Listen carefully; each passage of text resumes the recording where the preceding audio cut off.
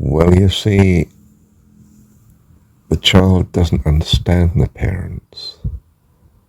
The parents are way beyond lifestyle and understanding that the child can grasp.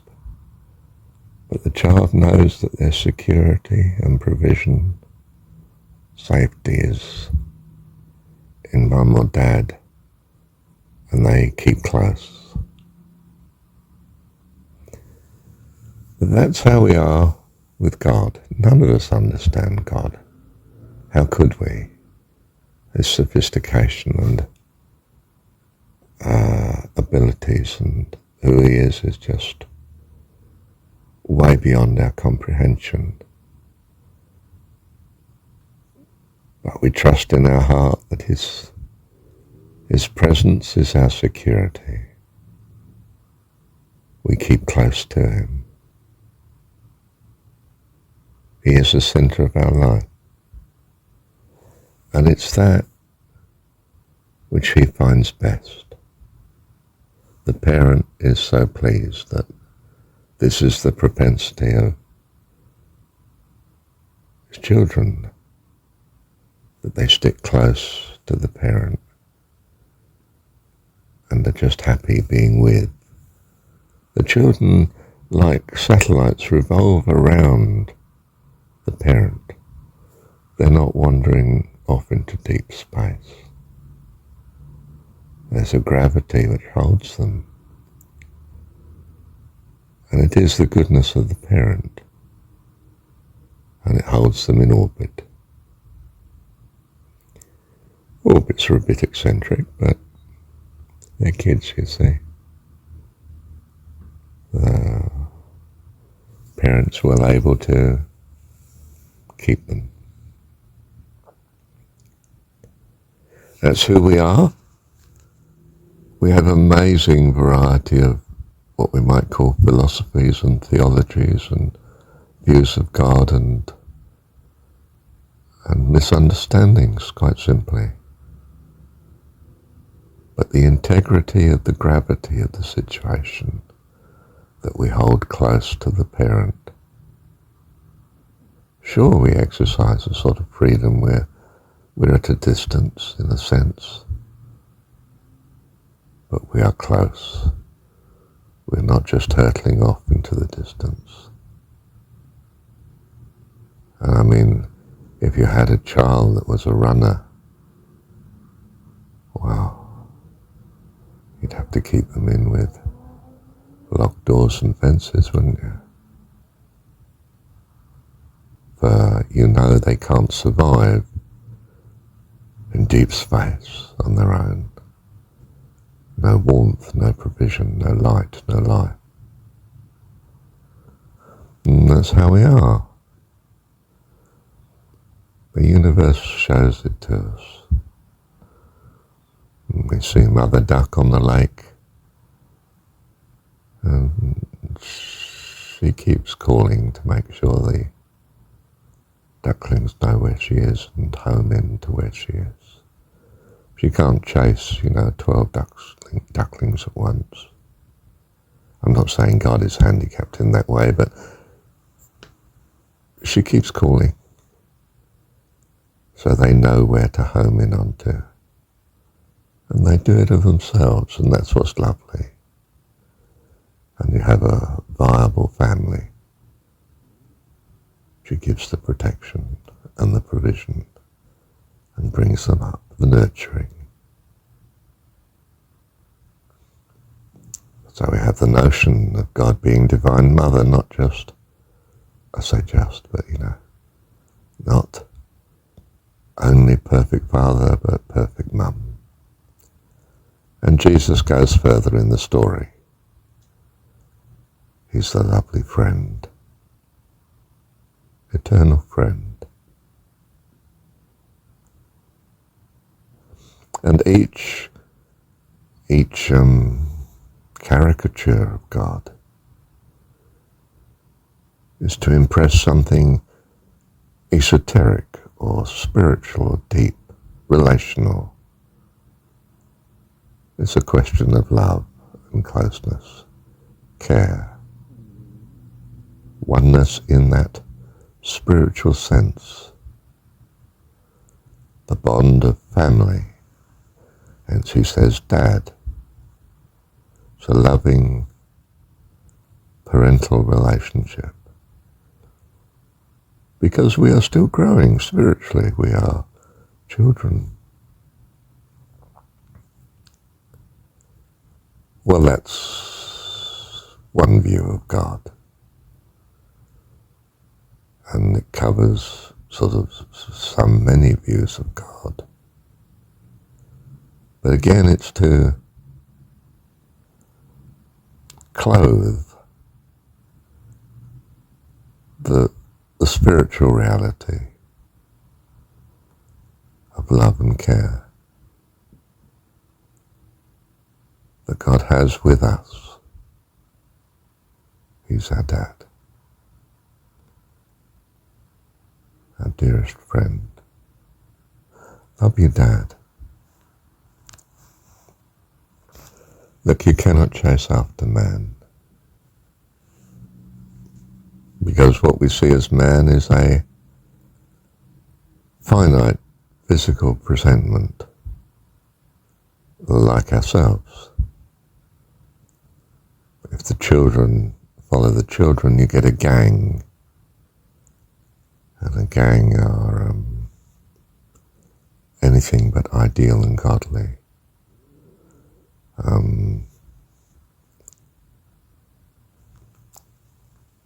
Yes, I mean, children admire other children and want to be like them, the gang leader, the team leader, the one who's the center of socializing and so on, and they start to look up to each other. But that's not the way. They're all kids. They're all kids. Doesn't matter what label you put on them. You know, teacher, master, guru, father, best friend. It's all by road. An incredible learning situation, so that you come to know the relationship that you would truly value. You can ask any man in the street what that would be if your perfect God existed. Tell me, what would he be like? He'd say, well, he values me, he's a friend, he's close, always with me, cares for me and is able to care for me, loves me and is very able. It's like having a multi-billionaire dad that loves kids, which is unlikely, of course, because he probably loves his billions.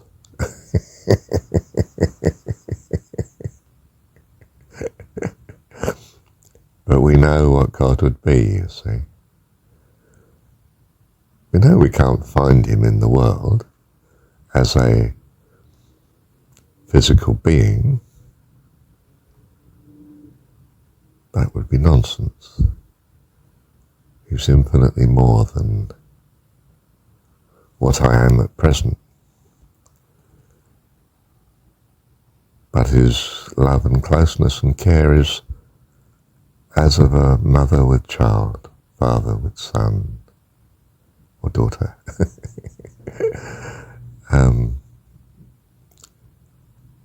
Wonderful friend.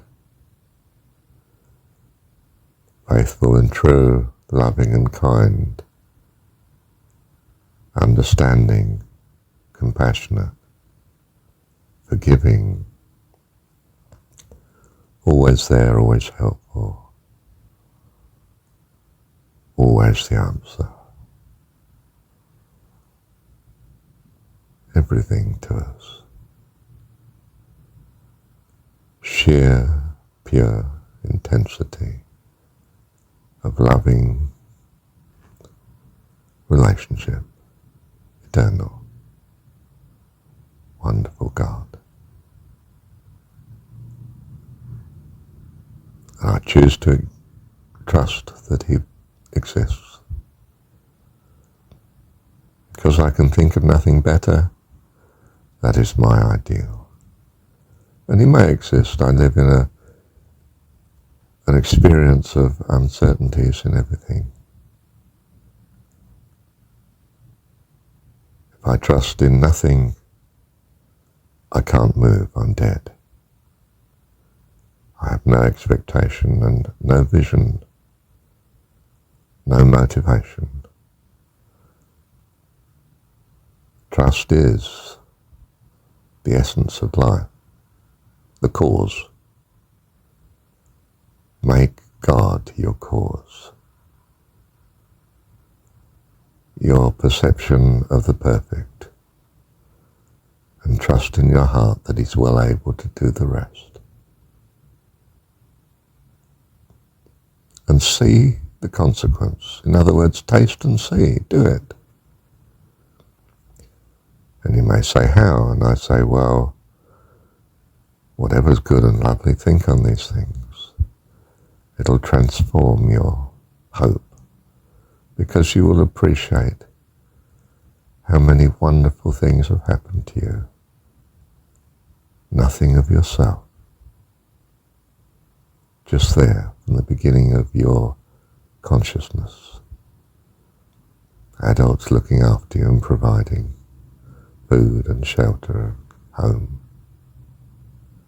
And society being there and nature being there. The bed you lay on, the room you live in. The other children you know. The other people you know, the school, the neighbourhood. They were just there, provided for you. And you realise all this has been provided. What benevolence has done this? How can this be without purpose and goodness of some character, some person? Do you recognise perhaps that you too are a person? Some don't. Some, like the Buddhists, strive to recognise that they're not a person. There's no me, no self, just causes and conditions. Without explanation. Apparently the explanation's too difficult. Yes, indeed, it is. Why therefore believe in a nothing?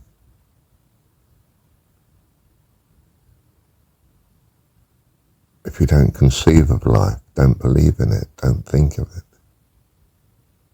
how can you live it? Do you value life or not? Do you value what you've found, what you experience? Do you love living? Do you conceive of good living, happy living, joyful, peace and creativity? Then that's what you value. What you value is what you pursue. If you don't value God, you're not drawn to him. If you do value God, that's what you're looking for always. That's what you value. When your kids value who you are, you're in such joy because you value them and you put a lot into them because you love them. How much more your heavenly Creator, the cause of all. Do you see? Love and ability go hand in hand. Love is giving. Giving is having something to give. You receive life and experience, and it's been given. Of course we love the giver. We're drawn to him like a magnet, like great gravity. We long to be buzzing round him with joy and happiness and fullness of life. And that's what he's doing. Divine Mother is nurturing us. If you like, God is nurturing us with the creation we find, what we call nature, the universe. Home, plants, trees, parents, food, warmth, clothing, all necessities as we see it of life. Wonderful God. So, to find out, you simply practice appreciation of that which is good in your eyes. You may get it wrong. It might be your drugs or your drink, or your overeating, or your overindulgence in socialization. You know, playing with the kids. And all these things don't satisfy, of course. What really satisfies is being with mum and dad, or whoever the kind one is. Might be grandma, might be a foster mum, might be adopted parents. That's where your security and safety and fullness of life is. And you know it. You don't understand the world you're in, but you do know where safety is. So we are drawn by our experienced conception of that which is good.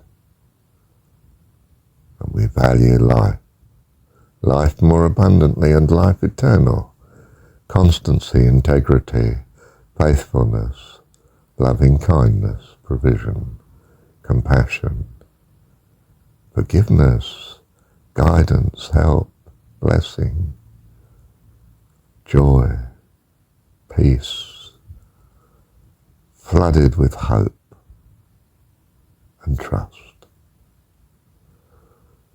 We learn the way to go, the person to be.